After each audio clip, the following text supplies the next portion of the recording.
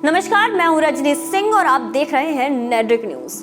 अगर आप हिंदुस्तान में रहते हैं तो फिलहाल जो मुद्दे सबसे ज्यादा उछाले जाते हैं उनमें से एक है गौ हत्या और गौ रक्षा का। गौ मांस रखने और गौ हत्या के नाम पर मॉब लिंचिंग होते हुए भी खूब सुना होगा। गाय को गौ माता कहकर उसकी रक्षा करने के नाम पर अंधभक्त भगवा चोला पहनकर निकल पड़ते हैं गौ रक्षा के लिए। लेकिन क्या वाकई में गायों की रक्षा होती है या नहीं, ये नहीं कहा जा सकता है। लेकिन हाँ, गाय का महत्व बहुत है। गाय को माता कहकर जननी का दर्जा दिया जाता है। लेकिन क्या आपने कभी ये सोचा है कि केवल गाय को ही माता क्यों कहा जाता है, जबकि दूध तो भैंसों का या फिर बकरी का भी पीते हैं?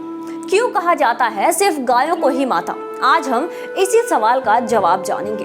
गायों का महत्व हिंदू धर्म के धर्म ग्रंथों में भी मिलता है। समुद्र मंथन के समय भी निकले 14 रत्नों में से एक रत्न कामधेनु गाय भी थी। धर्म ग्रंथों की माने तो गाय में 33 करोड़ देवी देवता समाहित है, जिसके कारण केवल गाय की सेवा मात्र से ही लोगों के सभी कलेश और दुखों का विनाश हो जाता है। सभी देवी देवताओं का वास होने के कारण ही गाय को पूजनीय माना जाता है। गाय के पूजनीय होने के अलावा उसे एक माँ की तरह जननी की उपाधि दी जाती है। जन्मदाता न होते हुए भी गाय को माँ कहा जाता है। शास्त्रों में केवल 3 चीजों को ही माँ की उपाधि देने के लिए कहा गया है। एक वो जो हमें जन्म देती है, एक वो जो हमारा भरण पोषण करती है, जिसमें माँ जननी होती है, और दूसरी धरती माँ होती है, क्योंकि उसके उगाए अन्न से ही हमारा भरण पोषण होता है।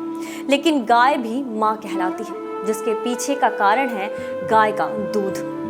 गाय के अलावा भैंस और बकरी भी दूध देते हैं, लेकिन फिर भी गाय को उसके दूध के कारण ही माँ की उपाधि दी जाती है, क्योंकि जिस तरह से जन्म लेने के बाद माँ का दूध बच्चे का भरण पोषण करता है, वैसे ही गाय का दूध व्यक्ति का हर उम्र में भरण पोषण करता है। गाय का दूध ताउम्र वैसा ही होता है जैसा जन्म के समय एक बच्चे को माँ का पहली बार दूध पिलाया जाता है। यानी कि एक माँ की तरह ही गाय पूरी जिंदगी बच्चे का पालन पोषण करती है।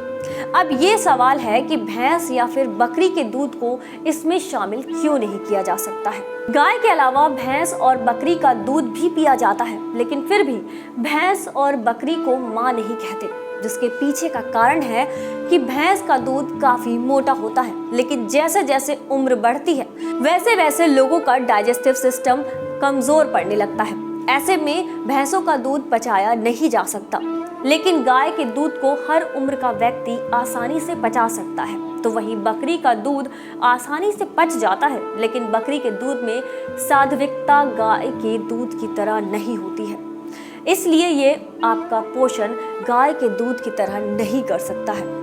बकरी का दूध गाय के दूध की तरह सतोगुणी भी नहीं होता, इसलिए ही बकरी या फिर भैंस को माता नहीं कहा जा सकता। अब तो आप जान ही गए होंगे कि केवल गाय को ही माता क्यों कहा जाता है। आपको ये जानकारी कैसी लगे, हमें कमेंट करके जरूर बताइए।